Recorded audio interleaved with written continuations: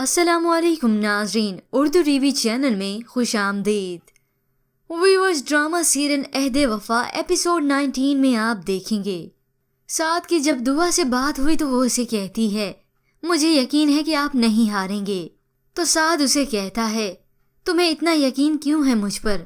تو جواب میں دعا کہتے کہتے رکی کیونکہ میں سعد اسے بات مکمل کرنے کا کہتا ہے تو دعا اسے کہتی ہے کہہ دوں گی جو تم سننا چاہتے ہو۔ دوسری جانب ویورز آپ دیکھیں گے شاعری کے لیے اب مشکل کی گھڑی ہے۔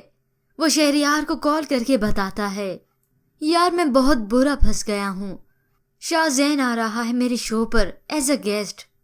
شہریار یہ بات سعد کو بھی بتاتا ہے۔ وہ دونوں دوست ٹی وی کے سامنے بیٹھے ہیں تو ادھر دونوں آمنے سامنے ہیں۔ شارق شاہ زین کے انٹرویو کے درمیان اسے پوچھتا ہے آپ کی ابتدائی تعلیم کہاں کی ہے؟ شاہ زین کے پاس اس سوال کا جواب نہیں تو وہ اسے کہتا ہے کیا بکواس ہے یہ، کیوں ایک سوال کے پیچھے پڑے ہوئے ہو؟ شارق جواب میں اسے کہتا ہے بکواس تو آپ کر رہے ہیں ملک صاحب، اور شاہ زین کے سامنے اس کی ڈاکومنٹس پھینکتا ہے۔